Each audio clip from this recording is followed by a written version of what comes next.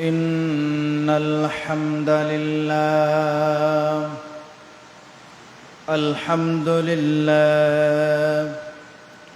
الحمد لله نحمده ونستغفره ونؤمن به ونتوكل عليه ونعوذ بالله من شرور أنفسنا ومن سيئات أعمالنا من يهده الله فلا مضل له ومن يضلله فلا هادي له وأشهد أن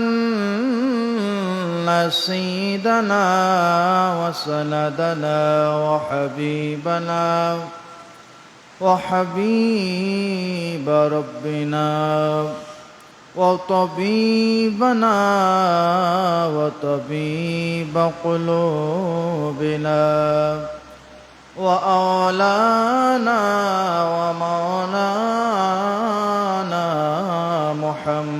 محمد الذي أرسله بالحق بشيرا ونذيرا وداعيا إلى الله بإذنه وسراجا منيرا أما بعد فقد قال الله تعالى في كلامه المجيد وفي فرقانه الحميد أعوذ بالله من الشيطان الرجيم بسم الله الرحمن الرحيم واعبدوا الله ولا تشركوا به شيئا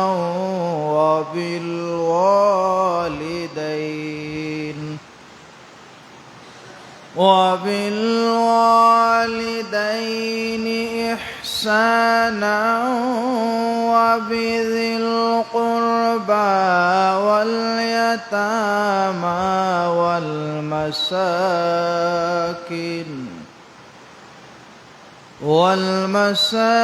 والمساكين والجار ذي القربى والجار الجنوب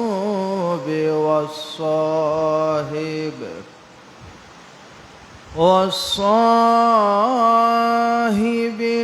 الجنب وابن السبيل وما ملكت أيمانكم إن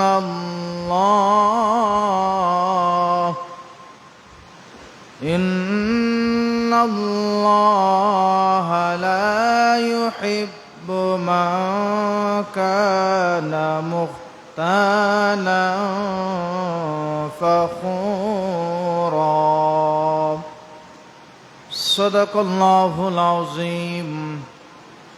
وعن عائشة قالت قال رسول الله صلى الله عليه وسلم الرحم معلقات بالعرش تقول من وصلني وصله الله ومن قطعني قطعه الله. وقال تعالى في شان حبيبه مخبرا وآمرا إن الله وملائكته يصلون على النبي يا أيها الذين آمنوا صلوا عليه وسلموا تسليما اللهم صل على سيدنا مولانا محمد وعلى آله مولانا इश्क महबूब खुदा जिस दिल में हासिल नहीं लाखों मुमिन हो मगर ईमान में कामिल नहीं अल्लाहुम्मा सल्ले अला मौलाना मुहम्मद वाला ने सैयदना मौलाना जिस मोहम्मद नम प्यारा प्यारा मैं चमका मोहम्मद नम दुलारा दुलारा में चमका अल्लाहुम्मा सल्ली अला मौलाना मुहम्मद वअला आलिहि मौलाना कबे जानी डाका আসবে এই বাড়ি ঘর সারিতে রঙিন কাপড় খুলে খুলে সাদা কাফন পরিতে আল্লাহুম্মা সাল্লি আলা মৌলানা মুহাম্মদ ওয়ালা আলিহি মৌলানা একটু জিকির পরে ইল্লাল্লাহ ইল্লাল্লাহ লা ইলাহা লা ইল্লাল্লাহ ইল্লাল্লাহ লা ইলাহা মক্কাবাসীর যন্ত্রণায় হিজরত করলেন মদিনায় মক্কাবাসীর যন্ত্রণায় হিজরত করলেন মদিনায় জন্মভূমির মায়ায় নবী জন্মভূমির মায়ায় নবী ফিরে ফিরে তাকাইলা ইল্লাল্লাহ ইল্লাল্লাহ লা ইলাহা লা ইল্লাল্লাহ ইল্লাল্লাহ লা ইলাহা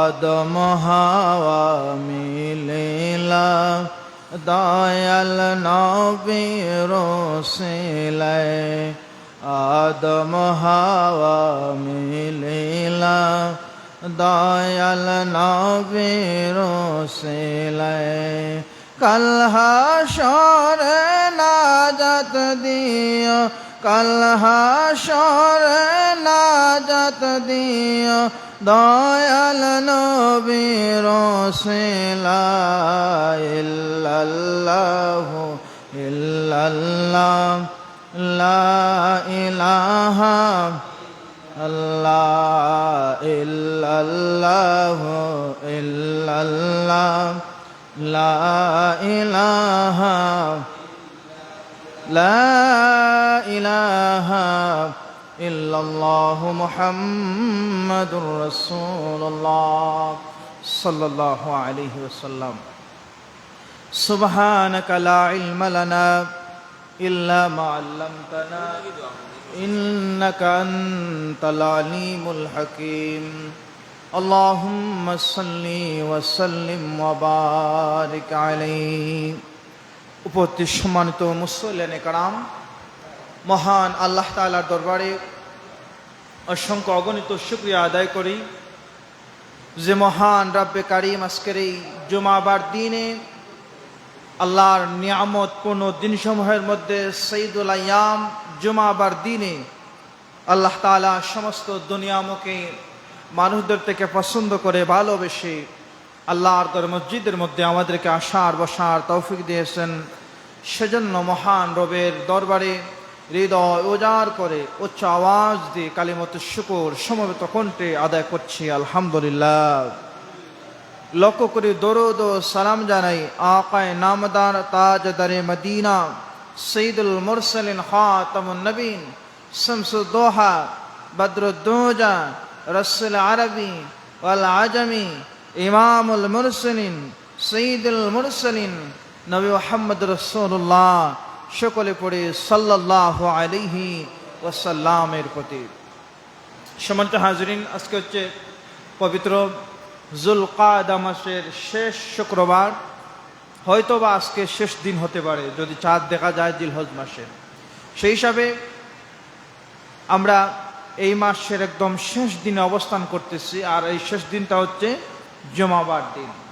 সম্মানিত হাজরিন, আলোচনার প্রারম্ভে পবিত্র কোরআনুল কারীমের সূরাতুন নিসা এবং বিশ্বনবীর অসংখ্য অগণিত হাদিসসমূহের মধ্য থেকে সহিহ বুখারী মুসলিম শরীফ থেকে ছোট্ট একখানা হাদিস কারীম আপনাদের সামনে তেলাওয়াত করেছি।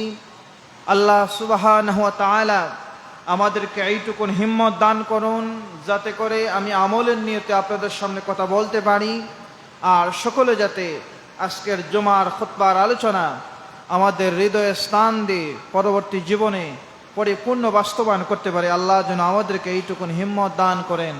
আল্লাহর কাছে তৌফিক কামনা করতেছি। ওয়া তৌফিক ইল্লা বিল্লাহ আলাইহি তাওয়াক্কালতু ওয়া ইলাইহি উনীব।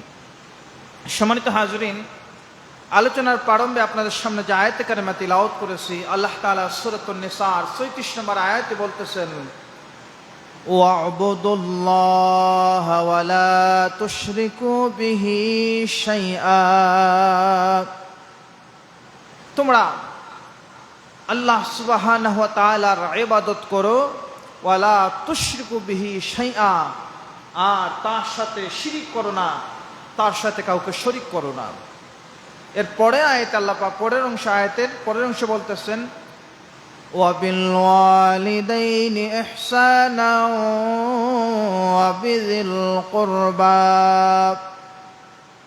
এরপরে আল্লাহ পাক বলতেছেন, আল্লাহর ইবাদতের পর তোমরা তোমাদের মা বাবা, বিল ওয়ালিদাইন তোমাদের পিতামাতার সাথে ইহসান, তাদের সাথে ভালো ব্যবহার করো, তাদের সাথে সুন্দর আচরণ করো, তাদের দায়িত্ব গ্রহণ করো, তাদের দুনিয়া এবং কবর পর্যন্ত যতটুকু দায়িত্ব আছে পরিপূর্ণভাবে পালন করো।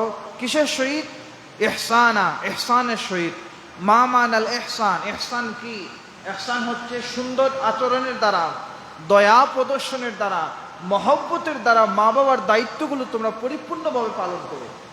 পরের অংশ আল্লাহ পাক বলতেছেন, ওয়া বিযিল কুরবা, আর তোমাদের নিকটাত্মীয়, বিল কুরবা নিকটাত্মীয়ের সাথে তোমরা সুন্দর আচরণ করো, ভালো ব্যবহার করো। আজকে আমরা এই বিযিল কুরবা সম্পর্কে আলোচনা শুনবো। নিকটাত্মীয় কারা? নিকটাত্মীয় হচ্ছেন আপনার রেহেমের সম্পর্ক যারা, আপনার রক্তের সম্পর্ক যারা, আপনার ভাই, আপনার চাচাতো ভাই, আপনার ফুফু, এই রক্তের সম্পর্কে যারা, তাদেরকে নিকটাত্মীয় বলা হয়। আর কোরআনে এদেরকে বলা হচ্ছে ওয়াবিজুল কুরবা, তোমার নিকটবর্তী নিকটাত্মীয় যারা। তো আল্লাহ তাআলা বলতেছেন, ওয়াবিজুল কুরবা, তোমাদের নিকটাত্মীয় যারা, তাদের সাথে সুন্দর আচরণ করো, তাদের অধিকার তাদেরকে দিয়ে দাও। এর পরের অংশ বলতেছেন, ওয়াল ইয়াতামা ওয়াল মাসাকিন, এরপর আল্লাহ পাক বলতেছেন ইয়াতিম যারা, ইয়াতিমদের সাথে সুন্দর আচরণ করো, তাদের হক তাদেরকে বুঝিয়ে দাও। ওয়াল মাসাকিন, এবং মিসকিন যারা রয়েছেন মিসকিনদের সাথে সুন্দর আচরণ করো আর তাদের অধিকার তাদেরকে বুঝিয়ে দাও। ওয়াল জারিজিল কুরবা ওয়াল জারিজিল জুনুব, নিকটবর্তী আত্মীয় দূরবর্তী নিকট আত্মীয় যারা রয়েছেন তাদের সাথে সুন্দর আচরণ করো, তাদেরকে তাদের অধিকার তোমরা পরিপূর্ণভাবে বুঝিয়ে দাও। সম্মানিত হাজরিন, এই ওয়াবিজিল কুরবা অর্থাৎ নিকট আত্মীয়, এটা সম্পর্কে আমরা হাদিসের মধ্যে যাই। আল্লাহ নবীর আহালিয়া, আল্লাহ নবীর পরিবার আম্মা জান আয়েশা সিদ্দিকা রাদিয়াল্লাহু তাআলা আনহা হাদিস বর্ণনা করতেছেন, যে হাদিসটি বুখারী এবং মুসলিম শরীফের মধ্যে আসছে। আল্লাহ নবী বলতেছেন আর রাহিমুল মুআল্লাকাতু বিল আরশি, আত্মীয়তার যে সম্পর্ক, আমাদের যে রক্তের সম্পর্ক, আল্লাহর হাবিবের হাদিস হচ্ছে মুআল্লাকাত, মুআল্লা মানে ঝুলন্ত অবস্থায় থাকে, বিল আরশি আরশের মধ্যে ঝুলন্ত অবস্থায় থাকে। তাকুলু মান ওয়াসালানি ওয়াসালাহুল্লাহ, এবং এই আমাদের কুরবা আমাদের আত্মার সম্পর্কগুলো ঝুলন্ত থাকে আর বলতে থাকে যে আমার সাথে সম্পর্ক রাখবে আল্লাহর সাথে সম্পর্ক রাখবেন, যে আমার সাথে সম্পর্ক রাখবে না আল্লাহ তার সাথে সম্পর্ক রাখবেন না। এটা হচ্ছে হাদিসের সরল অনুবাদ। কি আল্লাহ নবী বলতেছেন তাকুলু মান ওয়াসালানি ওয়াসালাহুল্লাহ ওয়া মান কাতাআনি কাতাহুল্লাহ, এই আত্মার সম্পর্কগুলো আরো ঝুলতে থাকে আর বলতে থাকে যে আমার সাথে সম্পর্ক রাখবে আল্লাহ তার সাথে সম্পর্ক রাখবেন, আর যে আমার সাথে সম্পর্ক রাখবেন না কাতাহুল্লাহ, আল্লাহ তার সাথে সম্পর্ক রাখবেন না। এই হাদিসের ব্যাখ্যা হচ্ছে যে কেউ যদি আত্মীয়তার সম্পর্ক ধরে রাখে, আত্মীয়তার সম্পর্ক পরিপূর্ণ রাখে, আল্লাহ পাক রব্বুল আলামিন বলতেছেন ওয়াসালাহুল্লাহ, আল্লাহ তার সাথে সম্পর্ক ধরে রাখবেন, বলে সুবহানাল্লাহ। আর যে মানুষ ওয়াবিজিল কুরবা নিকটাত্মীয়ের সাথে সম্পর্ক ছিন্ন করে দেয়, তাদের সাথে ভালো সম্পর্ক রাখে না, দূর করে দেয়, আমার নবীর হাদিস হচ্ছে ওয়া কাতাআনি কাতাহুল্লাহ, আল্লাহ পাক রব্বুল আলামিন ওই মানুষের সাথে তার সম্পর্ক ছিন্ন করে দেন, বলে নাউযুবিল্লাহি মিন যালিক। কথাটা হচ্ছে কি, যে মানুষগুলো আত্মীয়তার সম্পর্ক ধরে রাখে আল্লাহ তার সাথে সম্পর্ক ধরে রাখেন, যারা এই আত্মীয়তার সম্পর্ককে দূর করে দেয়, বিচ্ছিন্ন করে দেয়, আল্লাহ পাক রব্বুল আলামিন ওই সমস্ত মানুষদের সাথে সম্পর্ক বিচ্ছিন্ন করে দেন। এরপর এখন আত্মীয়তার সম্পর্কে কেমন আচরণ করতে হবে এবং আত্মীয়গুলো কারা? প্রতিবেশী এবং নিকটাত্মীয়। নিকটাত্মীয় হচ্ছেন আপনার রক্তের সম্পর্কে যারা, এই সমস্ত মানুষগুলো হচ্ছে আপনার নিকটাত্মীয়। আর প্রতিবেশী হচ্ছেন ওই সমস্ত মানুষ যারা আপনার রক্তের সম্পর্কের নয়, কিন্তু আপনার পাশের বাড়ির মানুষ, আপনার পাশের বাড়ির মানুষ, আপনার আশপাশের 40 গড় 80 গড়ের অবস্থানরত মানুষ, এই মানুষগুলো হচ্ছেন আপনার প্রতিবেশী। আর নিকটাত্মীয় হচ্ছেন যারা আপনার রক্তের সম্পর্ক, এই সমস্ত মানুষগুলো হচ্ছেন আপনার নিকটাত্মীয়। এখন আল্লাহ নবীর হাদিস হচ্ছে, আরেকটা হাদিস হচ্ছে আপনি মানুষ কেমন? আল্লাহ নবীকে একজন প্রশ্ন করলেন, ইয়া রাসূলুল্লাহ, ইয়া হাবিবাল্লাহ, ওগো আল্লাহ নবী, আমি কেমন মানুষ, আমার অবস্থান কেমন, এটা আমি কি করে বুঝবো? আল্লাহ নবী বললেন, তোমার কোনো প্রতিবেশী তোমাকে যে সাক্ষ্য দিবে সেটা গ্রহণযোগ্য হবে।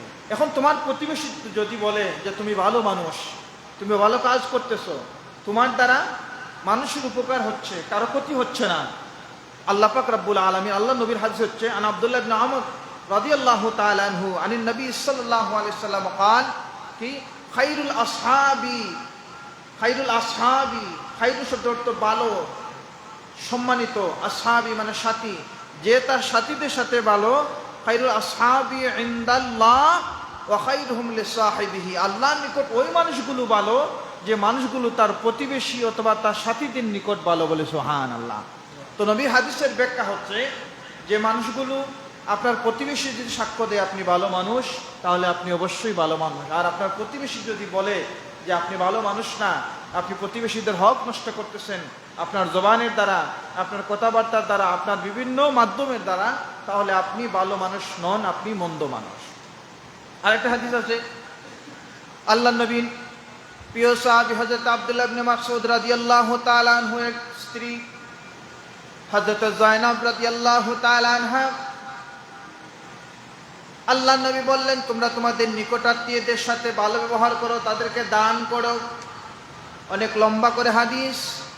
তখন আল্লাহ নবীর ঘোষণা হযরত জয়নব রাদিয়াল্লাহু তাআলা আনহার কানে পৌঁছালো যে তোমরা তোমাদের নিকটাত্মীয়দের দান করো। জয়নব রাদিয়াল্লাহু তাআলা আনহার এমন কোনো সম্পত্তি ছিল না যে তিনি মানুষদেরকে দান করবেন, কিন্তু তিনি একটা কাজ করেন। কাজটা কি? তিনার পরিবারের যে মানুষগুলো আছেন তাদের হক আদায় করেন, তাদেরকে খাওয়ান। আর কিছু এতিম তিনার অধীনস্থ রয়েছেন, এতিমদেরকে তিনি সহযোগিতা করেন তিনার সামর্থ্য অনুযায়ী। তখন আল্লাহর নবীর কাছে তিনি আব্দুল্লাহ ইবনে মাসউদ রাদিয়াল্লাহু তাআলাকে পাঠালেন যে আপনি আল্লাহর রাসূলের কাছে গিয়ে বলবেন যে আমি এই কাজগুলো করতেছি, এটা কি আমার নিকটাত্মীয়ের আওতাধীন এরা পড়েন, বা আমি কি এদের বাহিরে কাউকে দান করব? আমার তো এই সামর্থ্য নাই। আল্লাহর নবীর হুজরা মুবারকের পাশে যখন গেলেন, দেখা যাচ্ছেন আরেকজন আনসারী মহিলাও একই সমস্যা নিয়ে আল্লাহর হাবিবকে প্রশ্ন করার জন্য উপস্থিত হয়েছেন। তো তারা সাহস করতেছে না যে আল্লাহর নবীর হুজরায় প্রবেশ করবেন আর প্রশ্ন করবেন। ইতিমধ্যে হযরত বেলাল রাদিয়াল্লাহু তাআলা আনহু এই সামনে আসলেন। তখন হযরত বেলালকে বললেন যে বেলাল, এভাবে এভাবে আমরা আল্লাহর নবীকে প্রশ্ন করতে চাই যে আমার স্ত্রী কিছু এতিম আমাদের দায়িত্বশীল রয়েছেন, তাদেরকে সহযোগিতা করেন আর আমাকে খাওয়ান বা আমাকে সহযোগিতা করেন। এর বাহিরে যে সহযোগিতা করবেন তার তো এই সামর্থ্য নাই। এর মধ্যে কি ওয়াবিজিল কুরবা নিকটাত্মীয় দায়িত্ব আদায় হবে কিনা? তখন আল্লাহ নবীর কাছ থেকে জবাব আসলো, উভয় মহিলা, আরেকজন আনসারী মহিলা আর হযরত জয়নাব, উভয়ের প্রশ্ন জবাব আল্লাহ নবী দিচ্ছেন যে তারা তাদের পরিবারে মানুষকে সহযোগিতা করতেছেন আর এতিমদের সাথে ভালো আচরণ করতেছেন, তারা উভয়ই উত্তম মহিলা। বলে সুবহানাল্লাহ। এই হাদিস থেকে আমরা বুঝতে পারলাম যে সর্বপ্রথম আপনি যদি কাউকে কিছু সহযোগিতা করেন আর সহযোগিতা করার অধিকারপ্রাপ্ত মানুষ হচ্ছেন আপনার ওয়াবিজিল কুরবা, আপনার নিকটাত্মীয় মানুষগুলো। নিকটাত্মীয় কারা? আপনার ভাই, আপনার ভাতিজা, আপনার ফুফু, আপনার রক্তের সম্পর্কের মানুষগুলো হচ্ছেন আপনার অধিক হকদার। এরপর হচ্ছেন আপনার আসহাবী, আপনার প্রতিবেশী যারা হচ্ছেন তাদের হচ্ছেন আপনার পরিপূর্ণ হকদার। তো সম্মানিত হাজিরিন, আমরা বর্তমান সময়ে আমাদের সামনে অতি নিকটবর্তী হচ্ছে পবিত্র ঈদুল আযহা, আমাদের অতি নিকটবর্তী। তো বিশেষ করে ঈদের মৌসুম আসলে, রমজান তো আমাদের মধ্য থেকে বিদায় নিয়েছে, রমজানে আমাদের যাদের উপর যাকাত ফরজ ছিল আমরা দান করেছি আমাদের আশপাশের মানুষদেরকে। ঠিক তেমনিভাবে ঈদুল আযহার ক্ষেত্রেও আমাদের উপর আমাদের কিছু দায়িত্ব আছে। আমাদের উপর কাদের দায়িত্ব রয়েছে? ওয়াবিজিল কুরবা ওয়াল ইয়াতামা ওয়াল মাসাকিন, আমাদের আশপাশের নিকটাত্মীয়, আমাদের আশপাশের এতিম, আমাদের আশপাশের মিসকিন, আমাদের দূরবর্তী আত্মীয়। আমার ফুফুকে বিয়ে দিয়েছে অনেক দূরে, কিন্তু তিনি সামর্থ্যবান নয়, তিনি গরিব, তিনার উপর তিনার হক আমার কাছে আসে, তার হক আমাকে দিতে হবে। তো এই সময়টাতে যে কোরবানির ঈদ আসছে আমাদের অতি নিকটবর্তী, এই কোরবানির ঈদের ক্ষেত্রে আমরা অনেকেই আমাদের নিকটাত্মীয়দের সাথে তাদের হক পরিপূর্ণভাবে দেই কিনা, এটা হচ্ছে দেখার বিষয়। যদি না দিয়ে থাকি আমাদেরকে দিতে হবে, কেননা আল্লাহ পাক রব্বুল আলামিন কিয়ামতের ময়দানে অসংখ্য অগণিত বান্দাদের আল্লাহর হক নষ্ট করেছে, কিন্তু তাকে ক্ষমা চাইলে ক্ষমা করে দিতে পারেন। কিন্তু দুইটা জিনিসের ক্ষেত্রে আল্লাহ পাক রব্বুল আলামিন ততক্ষণ পর্যন্ত বান্দাদেরকে ক্ষমা করবেন না। এই দুইটা জিনিস কি? এক নম্বর যে আয়াত কারিমা আমরা শুরু করেছি, ওয়াবুদুল্লাহ ওয়ালা তুশরিকু বিহি শাইআ, কেউ যদি আল্লাহর সাথে শিরিক করে, শিরিককারীকে আল্লাহ পাক ক্ষমা করবেন না। নাম্বার দুই হচ্ছে ওয়াবিজিল কুরবা, যারা আত্মীয়তার সম্পর্ক ছিন্ন করেছে, মানুষের হক নষ্ট করেছে, বান্দার হক নষ্ট করেছে, যতক্ষণ পর্যন্ত বান্দা তাকে ক্ষমা না করবে ততক্ষণ পর্যন্ত আল্লাহ পাক রব্বুল আলামিন আপনাকে ক্ষমা করবেন না। এবার আপনি হতে পারেন এবছরে 10টা গরু কুরবানি দিয়েছেন, জীবনে 20 বার হজ করেছেন, কোটি কোটি টাকা যাকাত দিয়েছেন, কিন্তু আপনার প্রতিবেশী আপনার থেকে নিরাপদ ছিল না। আল্লাহ নবীর হাদিস হচ্ছে মাল্লা ইউমিনু, বান্দা ততক্ষণ পর্যন্ত মুমিন হতে পারবে না। ওয়াল্লাহি, আল্লাহ নবী 3 বার আল্লাহর কসম করে বলতেছেন ততক্ষণ পর্যন্ত পূর্ণ মুমিন হতে পারবে না যতক্ষণ পর্যন্ত তার হাত থেকে, তার জবান থেকে তার প্রতিবেশী নিরাপদ নয়। আরেকটা হাদিসের মধ্যে আসে ততক্ষণ পর্যন্ত বান্দা নিরাপদ বা মুমিন পূর্ণ মুমিন নয় যতক্ষণ পর্যন্ত ওয়াল জারি তার নিকটবর্তী তার প্রতিবেশী তাকে ভালো হিসাবে না মানে ততক্ষণ পর্যন্ত সে পূর্ণ মুমিন হতে পারবে না। তো কিয়ামতের ময়দানে আল্লাহ পাক রব্বুল আলামিন নামাজ পড়েন নাই, হজ আদায় করেন নাই, যাকাত দেন নাই, রমজানের রোজা রাখেন নাই, এটা আল্লাহর হক নষ্ট করেছেন। আল্লাহর কাছে তওবা করেন, হয়তো আল্লাহ মাফ করে দিতে পারেন, আল্লাহর নাম গফুরুর রহিম। কিন্তু যতক্ষণ পর্যন্ত ওয়াবিদিল কুরবা, আপনি যদি আপনার আত্মীয়ের হক নষ্ট করে থাকেন, আপনার প্রতিবেশীকে কষ্ট দিয়ে থাকেন, যতক্ষণ পর্যন্ত আপনার এই প্রতিবেশী আপনাকে মাফ না করবে, হতে পারে আপনার ভাই আপনার সাথে সুসম্পর্ক ছিল না, আপনার ফুপুর সাথে সুসম্পর্ক ছিল না, আপনার চাচাতো ভাইয়ের সাথে সম্পর্ক ছিল না, বোনের সাথে সম্পর্ক ছিল না, যতক্ষণ পর্যন্ত আপনার এই ভাই বোনগুলো আপনাকে ক্ষমা না করবে, আপনি জেনে রাখুন, আপনি যদি একদম দুনিয়ার শ্রেষ্ঠ মুহাক্কিক ওলি হয়ে থাকেন, যতক্ষণ পর্যন্ত তারা মাফ না করবে ততক্ষণ পর্যন্ত আল্লাহ পাক আপনাকে মাফ করবেন না, বলি নাউযুবিল্লাহ। তো ঈদ আসলে দেখা যায় অনেকের সাথে আমাদের সম্পর্ক একটু মলিনতা থাকে, যার জন্য ঈদের দিনও আমরা তাদের সাথে কথা বলি না।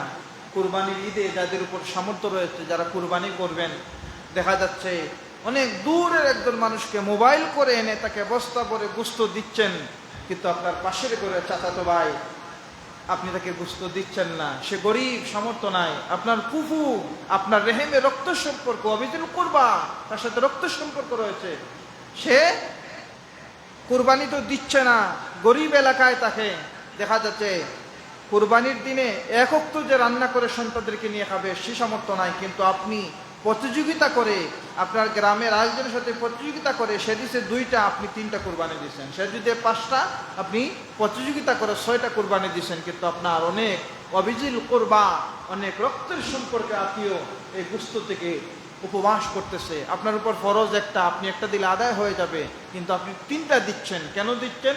মানুষ বলবে যে আমি এবছর বেশি কুরবানি দিছি, আমাদের গ্রামের সবথেকে বেশি বড় গরু আমি কুরবানি দিছি।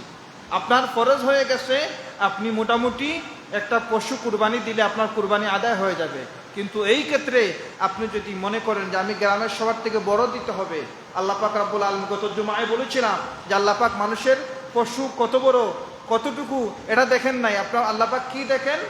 আল্লাহ নবীর হাদিস হচ্ছে ইন্নাল্লাহা লা ইয়ানজুরু আমালুকুম ওয়া ইলা সুরিকুম, তোমাদের আমল দেখেন নাই, তোমাদের সুরত দেখে নাই, ওয়ালাকিন ইয়ানজুরু, আল্লাহ পাক নজর করেন, দেখেন, কুলুবুকুম, তোমাদের অন্তরসমূহ, কুলুবুত তাকওয়া, আল্লাহ তোমাদের অন্তরের তাকওয়াটা দেখেন।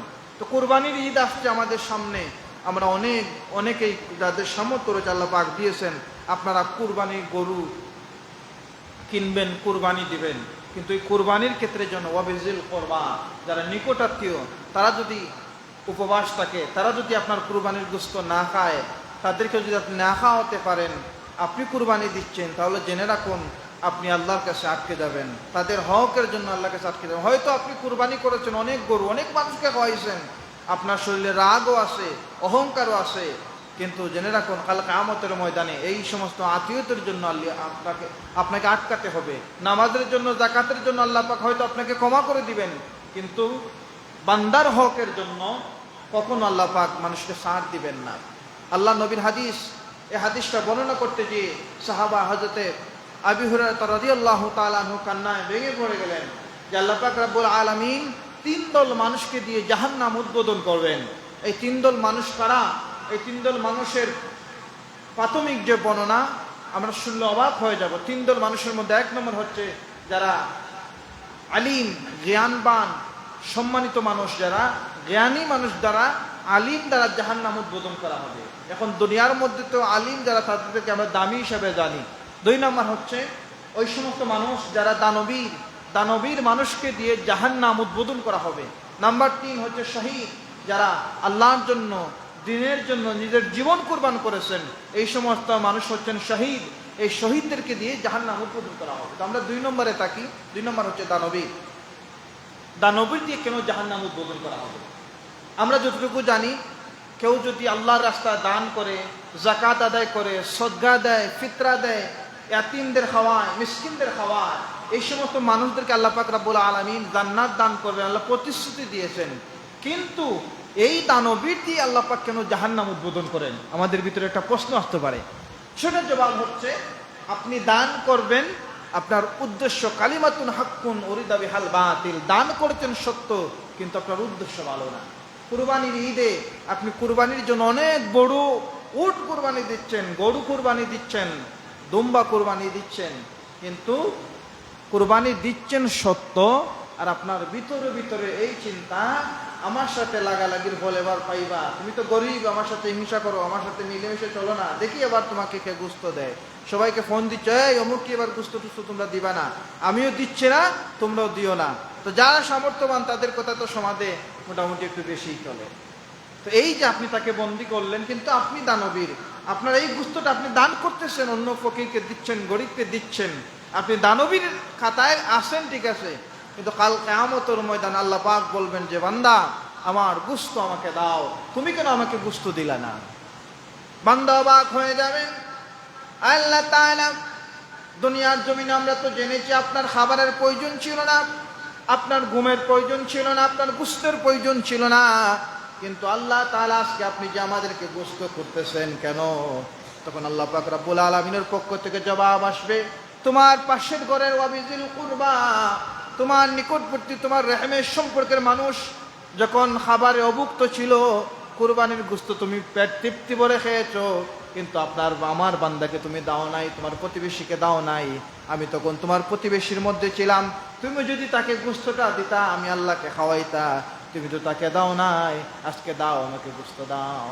তখন আল্লাহ পাক রব্বুল আলামিন, আল্লাহ নবী, আর একটা হাদিস হচ্ছে, একদিন আল্লাহ নবী সাহাবীদেরকে নিয়ে বসে আছেন, বিভিন্ন সময় আলোচনা মুআলামাত মুশাওয়ারাত করতেন।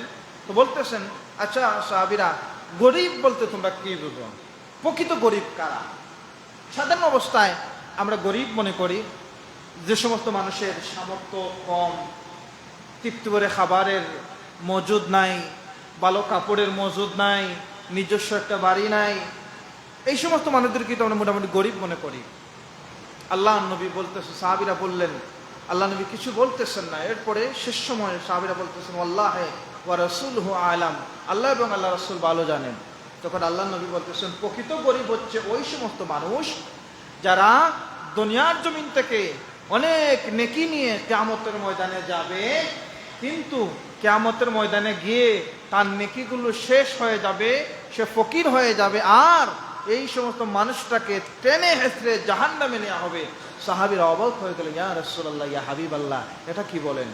তখন আল্লাহ নবী বলতেছেন, যে মানুষগুলো দুনিয়ার জমিনে দান করেছে সত্য, কিন্তু তার উদ্দেশ্য ভালো ছিল না, যে সমস্ত পাওনাদার মানুষ যাদেরকে দেবার কথা ছিল তাদেরকে দেয় নাই, কিয়ামতের ময়দানে ওই সমস্ত মানুষগুলো বলবে, আয় আল্লাহ, আমরা তো আমাদের হক পাই নাই, আপনার ওই বান্দার কাছে আমাদের হক রেখেছেন, আমাদের বড় ভাইয়ের কাছে আমাদের সম্পদ গচ্ছিত ছিল, কিন্তু আমাদের বড় ভাই পরিপূর্ণভাবে সম্পদটা আমাদেরকে দেয় নাই, আমার বাবা ছোট অবস্থায় আমাদেরকে রেখে ইন্তেকাল করেছেন, আমার চাচার কাছে সম্পত্তি সব দায়িত্ব ছিল, কিন্তু পরিপূর্ণভাবে আমাদেরকে দেন নাই, আজকে আমরা সেগুলো চাই, আল্লাহ তার পক্ষ থেকে, তার কাছ থেকে আমাদের হকগুলো আমাদেরকে দিয়ে দাও। কিয়ামতের ময়দানে একটা জিনিসের লেনদেন হবে, সেটা নাম হচ্ছে কি? নেকি।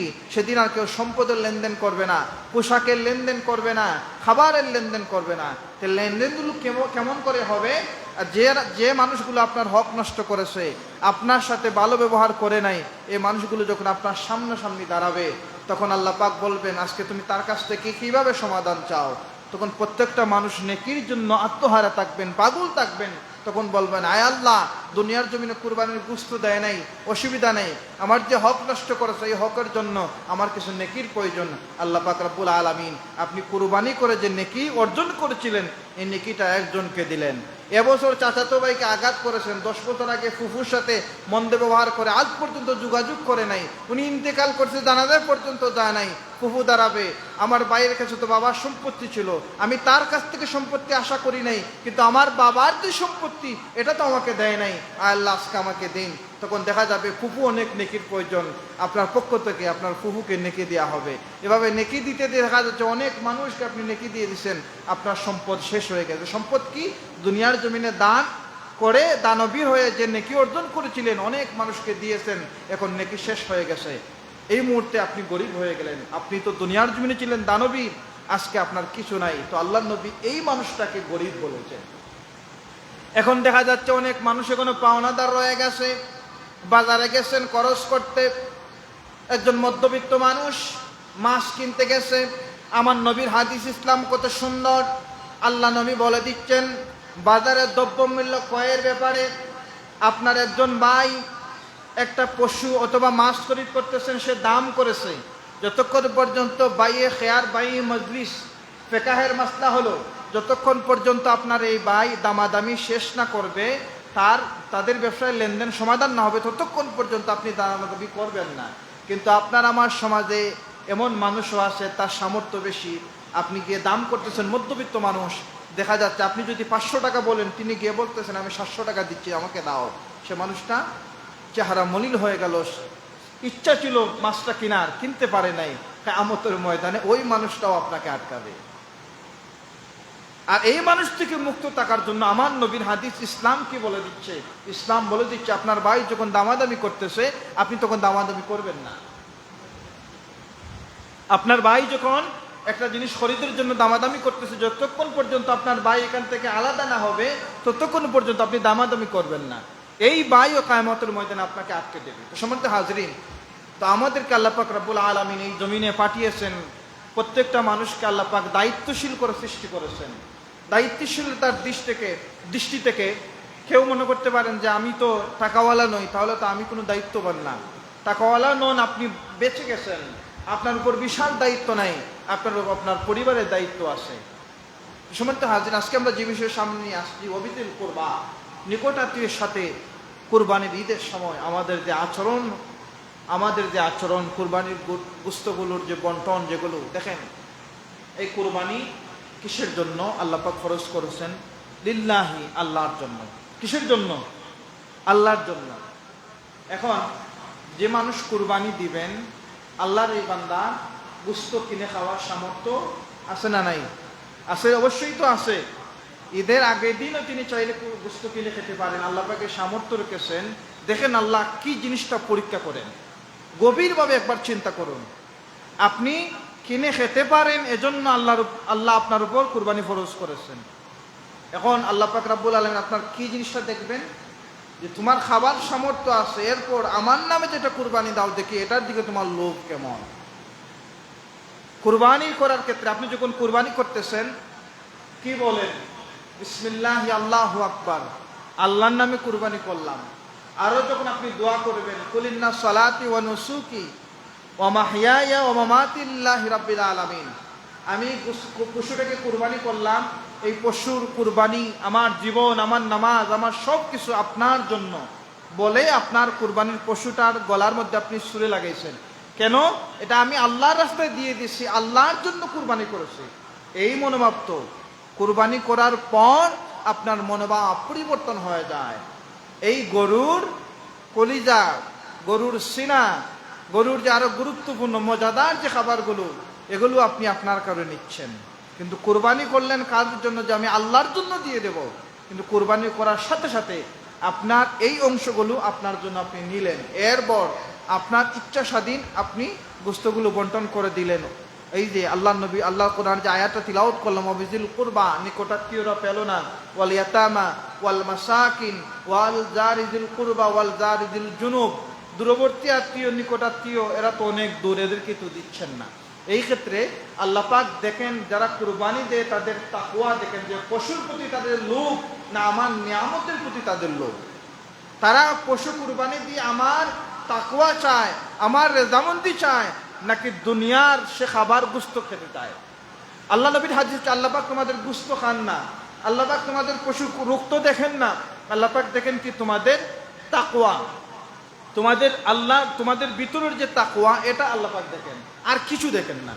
এখন এই তাকওয়ার ক্ষেত্রে আমাদের যে কাজগুলো করতে হবে, একদম কুরবানির পশু খরিদ করা থেকে নিয়ে কুরবানির পশু এবং চামড়া পর্যন্ত বন্টন করা পর্যন্ত প্রত্যেকটা অবস্থায় আপনাকে আমাকে, যারা আমরা কুরবানি করব, আমাদের তাকওয়ার পরিচয় দিতে হবে।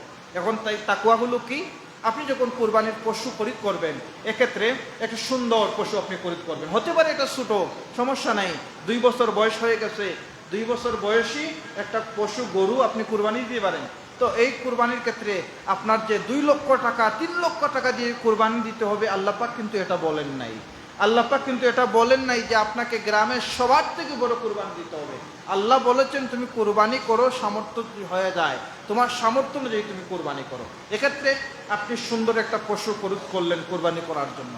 কুরবানি করার ক্ষেত্রে যে পশুটা খরিদ করলেন, এক্ষেত্রে আপনি যে মানুষটার পশু খরিদ করবেন, আপনি এই চিন্তা করবেন যে আমি লাভ করে কিনেছি। অনেক ভাইয়েরা এই কথাটা প্রচার করেন যে আমি এবছর কুরবানির পশুতে লাভ করেছি। আপনি তো এখানে লাভ লসের ব্যবসার জন্য কুরবানির পশু খরিদ করেন নাই, এই পশুটা খরিদ করেছেন আল্লাহর জন্য। এক্ষেত্রে আপনি লাভ করবেন কেন? পশু থেকে আপনি লাভ করার চিন্তা করবেন না, এটা আপনি খরিদ করেছেন কিসের জন্য? আল্লাহর জন্য। তো আপনার চিন্তা থাকবে যে আমি আল্লাহর জন্য খরিদ করতেছি, এটার মধ্যে যেন আমার অন্য চিন্তা না ঢোকে। এরপর অনেক ভাইয়েরা, গত 2 জুমা আগে বলেছি, কুরবানির পশু কেনার পর বাজার থেকে বাড়িতে আসতে আসতে এটার দাম বেড়ে যায়। এই জিনিসটা করা যাবে না, এই জিনিসটা করা যাবে না।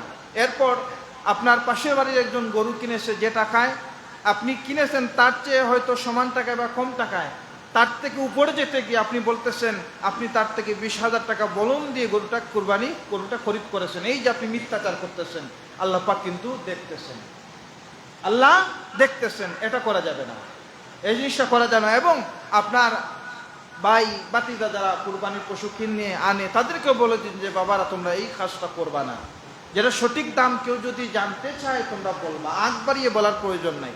আরেকটা জিনিস আছে কি, যেমন আপনার একজন ভাই প্রতি বছর কুরবানি করেন, এবছর তিনি অনেক ঋণদার হয়ে গেছেন, অসুবিধার পড়ে গেছেন, কুরবানি করতে পারবেন না। আপনি বারবার তাকে লজ্জা দেওয়ার প্রয়োজন নাই যে কুরবানির পশু টশু কিনবেন। আপনি জানেন যে মানুষটা বড় বিপদে আছে, কুরবানি করতে পারবে না, কিন্তু আপনি তাকে আগ বাড়িয়ে গিয়ে বলতেছেন এবার কি পশু টশু কিনবা না? আমি তো গরু কিনছি এবছর 3টা, তোমার দিকে খবর টবর নাই। আছে না এমন মানুষ, আছে না? এই কাজ করা যাবে না, ইসলাম এটা নিষিদ্ধ করেছে, ইসলাম এটা নিষিদ্ধ করেছে। গত বছর আপনি হয়তো আপনার অবস্থা খুবই ভালো ছিল, আপনি 2টা গরু কুরবানি দিচ্ছেন, এবছর আপনি 1টা গরু কুরবানি দিচ্ছেন। এখন 1টা গরু কুরবানি দিচ্ছেন, আরেকজন এসে বলতেছেন কিতাবা গরিব হয়ে গেলাই নেই, গতবার দেখলাম 2টা দিলাই। এই কথাটা বলা যাবে না, এই ভাইটা কষ্ট পাবে, ইসলাম এটা নিষিদ্ধ করেছে। ইসলাম সুন্দর, ইসলাম আপনাকে এটা নিষিদ্ধ করেছে, আপনি এটা করতে পারবেন না। এরপর কোরবানির ক্ষেত্রে যে কথাগুলো বললাম, 3 ভাবে গোশত বন্টন, আপনারা তো জানেনই। তো বন্টন সব কিছু আমরা জানি, কিন্তু মানি না, এর জন্য আমাদের অশান্তিও যায়, মানি না বলে আমাদের শান্তি যায় না। সময় তো হাজরিন, আমাদের আরো কিছু যেটা সুন্নত কিছু আমল আছে। আল্লাহ নবীর হাদিস হচ্ছে, যখন জিলহজ মাসের যারা সামর্থ্যবান যারা কুরবানি দিবেন, এই সমস্ত ভাইয়েরা মা বোনেরা জিলহজের 1ম তারিখ থেকে নিয়ে 10ম তারিখ পর্যন্ত আপনারা আপনাদের নখ, আপনাদের চুল বা আরো যেগুলো কাটতে হয় এগুলো না কেটে এই 10 দিন কুরবানির দিনের কুরবানির পর যদি কাটেন, আল্লাহ পাক একটা সওয়াব আপনাকে দিবেন। একজন সাহাবী বললেন, ইয়া রাসূলুল্লাহ, আমার তো এই সামর্থ্য নাই, এখন আমি কি করব? তখন আল্লাহ নবী বললেন, তুমিও 1ম তারিখ থেকে জিলহজের 1ম তারিখ থেকে জিলহজের 10ম তারিখ পর্যন্ত তোমার নখ চুল রাখবে, এবং কুরবানির দিনে সবার কুরবানির পরে যদি তুমি এগুলো কাটো, তাহলে কুরবানি দেওয়ার সওয়াব আল্লাহ পাক তোমার আমলনামার মধ্যে দিবেন। সুবহানাল্লাহ। তো আপনারা যারা এখনো নখ চুল কাটেন নাই, লম্বা হয়ে গেছে, আজকে সূর্যাস্তের আগে আপনারা কেটে নেবেন, আর আগামী 10 দিন পর্যন্ত এই ছোট্ট একটা আমল আমরা করব। এরপর জিলহজের যে প্রথম 10 দিন অত্যন্ত গুরুত্বপূর্ণ। আল্লাহ নবী বারবার তাকিদ দিয়েছেন, এই দিনগুলোতে আমরা ভালো কাজ, যতদূর সম্ভব আমরা এই দিনগুলোতে ভালো কাজ করার চেষ্টা করব। ভালো কাজের মধ্যে সব থেকে বেশি যেটা, আমি যেভাবে ঈদ আনন্দে কাটাতে চাই, ওয়াবিজিল কুরবা ওয়াল ইয়াতামা ওয়াল মাসাকিন ওয়াবিনিস সাবিল, আমার নিকটাত্মীয় যারা রয়েছেন, আমার আশপাশে যারা এতিম রয়েছেন, মিসকিন যারা রয়েছেন, তারাও যাতে আমার সাথে সুন্দর করে ঈদ কাটাতে পারে, এই 10 দিনের ভিতরে ওই সমস্ত মানুষদেরকে খুঁজে খুঁজে বের করে আপনার অবস্থা অনুযায়ী আপনি তাদেরকে ঈদ সুন্দর করে উদযাপন করার জন্য সহযোগিতা করবেন। এটা হচ্ছে ইসলামের সুন্দর আদর্শ।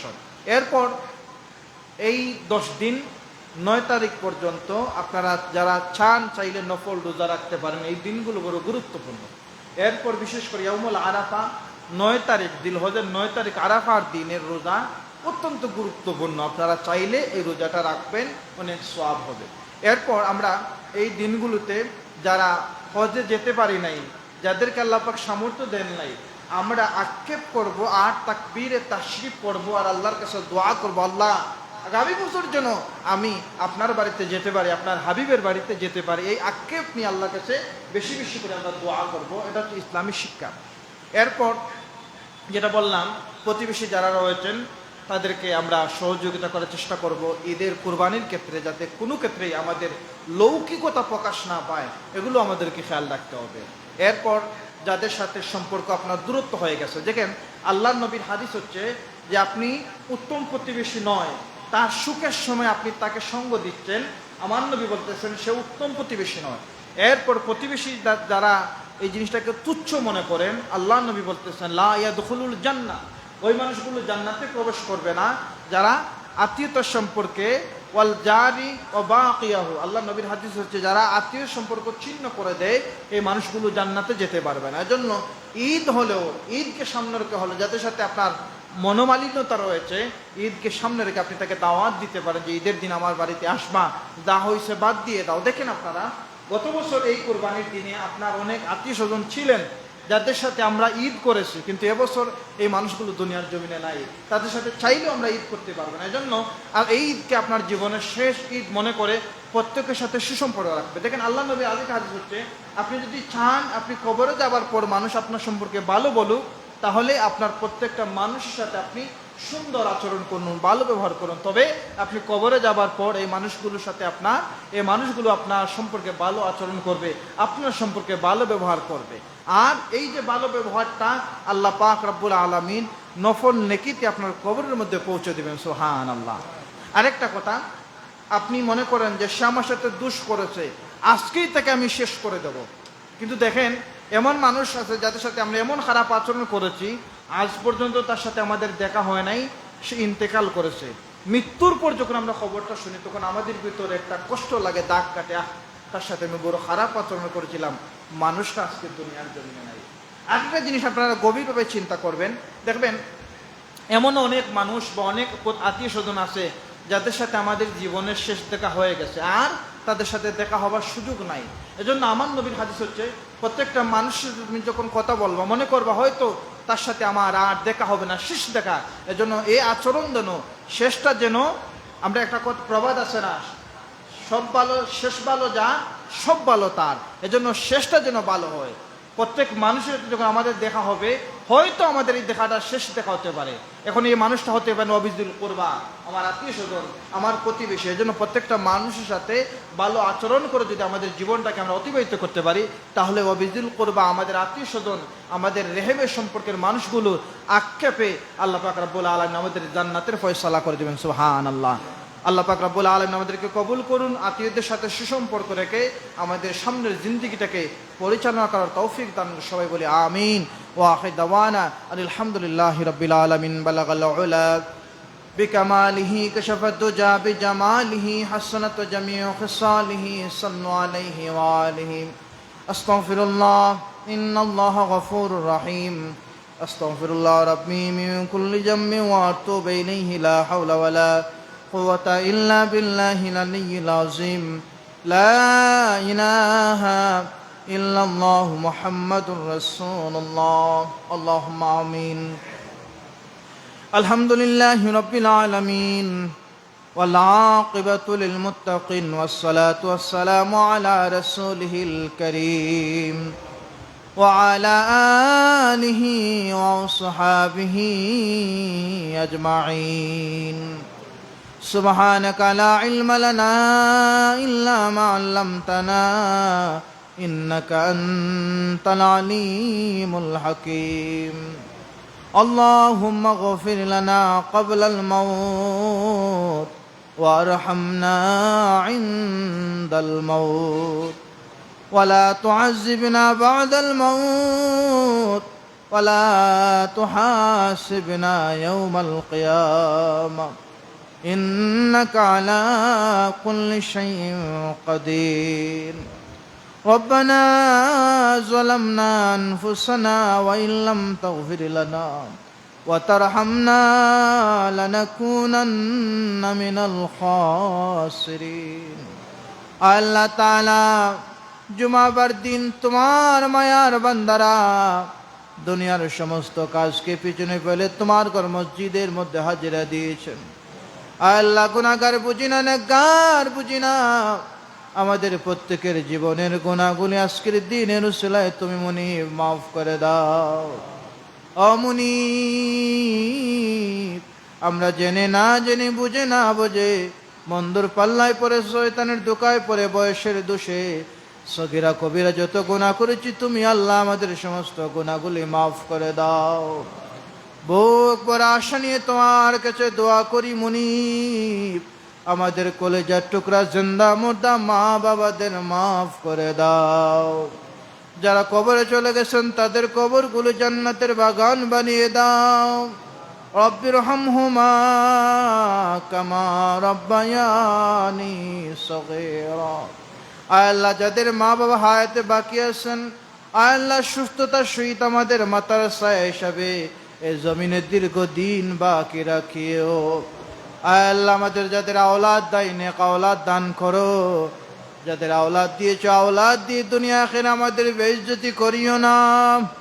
রব্বানা হাব লানা মিন আজওয়াজিনা ওয়া যুররিয়াতিনা কুররাতা আইনি ওয়াজআলনা লিল মুত্তাকিনা ইমামা। আল্লাহ, এক ভাই তিনার ছেলের জন্য দোয়া চাইছেন, দূর প্রবাসে গেছেন। আল্লাহ, তোমার বান্দার ছেলেদের খামাই রুজির মধ্যে বরকত দাও, ভালো কাজ তাদের জন্য সংযুক্ত করে দাও। আল্লাহ, আরেক ভাই দোয়া চাইছেন, তোমার বান্দার জিন্দা মুর্দা তামামকে মাফ করে দাও। আল্লাহ, দেশে বিদেশে আমাদের অনেক ভাই বোন অসুস্থ আছেন, তোমার কুদরত দাওয়াই দিয়ে সুস্থ করে দাও। যারা মুসিবতের মধ্যে রয়েছেন তোমার কুদরত থেকে উদ্ধার করে দাও। আল্লাহ, যারা হজের মধ্যে গেছেন তাদেরকে আল্লাহ হজ্জে মকবুল নসিব করো। আমরা যারা যেতে পারি না আমাদের তৌফিক দাও। বারবার তোমার বাড়ি, তোমার হাবিবের বাড়ি জিয়ারত নসিব করে দাও। তাকাব্বাল মিন্না ইন্নাকা আনতাস সামিউল আলিম ওয়া তুব আলাইনা ইয়া মাওলানা ইন্নাকা আনতাত তাওয়াবুর রহিম।